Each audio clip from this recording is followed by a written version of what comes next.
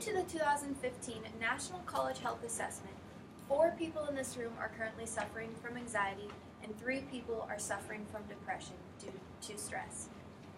This is a very scary statistic considering there are many ways to manage stress to avoid a decline in one's mental health. That's why I'm here today. I'm here today to discuss 3 methods to help you guys reduce your stress: exercise, progressive muscle relaxation, and meditation. But before I can begin to teach you how to reduce your stress, I would first like to identify some common stressors in college students. According to an article written in the College Student Journal in June of 1999, the most common college stressors for college students include relationships, trying to manage their time, the academic stress of midterms and finals, trying to balance their budget, so money, and then changes in their sleeping habits. In addition to all of these, we all have our own personal stressors that are causing a buildup of tension in our lives. But now that we understand the most common ones for college students, we can begin to identify some different methods to reduce these stressors. So the first method I'd like to talk to you guys about today is exercise. So exercise is basically meditation in motion. So what it's going to do is it's going to calm your body and it's going to release endorphins. And these endorphins are also going to help you sleep at night. So basically you're killing two birds with one stone by exercising.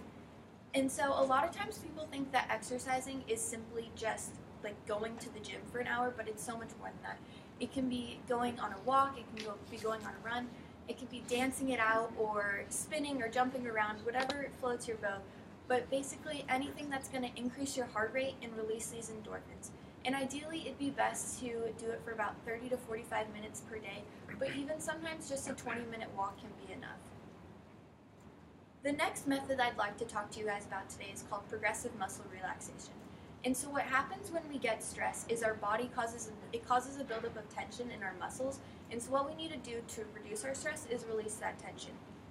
And so according to Paul Brackey in the Corsini Encyclopedia for Psychology in 2010, he writes that progressive muscle relaxation is this form of stress management that occurs in a 2-step process to release our muscle tension.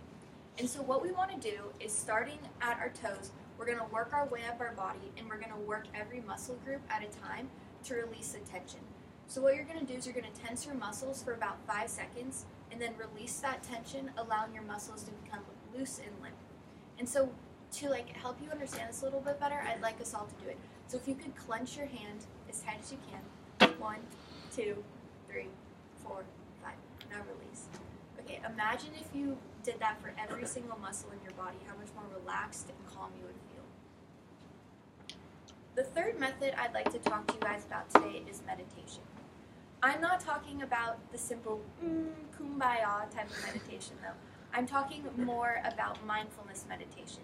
And so according to Congressman Tim Ryan, the author of A Mindful Nation, how a simple practice can help us reduce stress, improve performance, and recapture the American spirit, he states that mindfulness is the essence of being present in the moment and accepting all of your thoughts and not judging them. And so how to do this is you want to sit in a quiet, comfortable space, set an alarm for about 5 minutes or so, however long you have time to meditate for. You want to sit relaxed, comfortable, and you want to start to calm your body. And so you want to take slow, deep breaths and focus on your breath, and especially focus on where you feel that breath in different points in your body. And then you just want to let your thoughts go. Thoughts, feelings, and emotions, let them go. And as your mind starts to wander, as it will, just remember to refocus your attention on your breath. And remember to be kind to yourself, because it's okay if your mind starts to wander. It's going to happen. We're all human. Just remember, it's okay. And thank yourself for putting in the time to meditate. And ideally, it'd be best to do this for about 15 to 20 minutes per day, but we don't always have time for that. So, like I said, just 5 minutes is fine. It'll really help calm your body. And so, as you can see, these are 3 methods that you can implement into your daily life to help reduce your stress, but there are many other ways. I've just found that when I've implemented these into my life, they've been the most effective. As I talked about before, exercise has really helped me. But I do encourage you to choose one of these, because a less stressful life is going to improve your mental state and it's going to help you feel like your happiest self, and ultimately that's the goal. So if you ever get stuck, just remember, when in doubt, dance it out, and that always works too.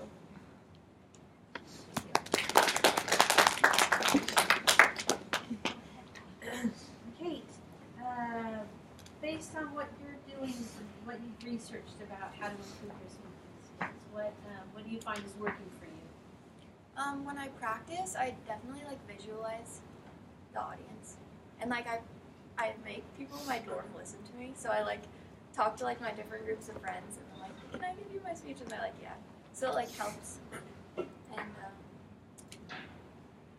I don't know, just like being myself. I've tried to do that as best I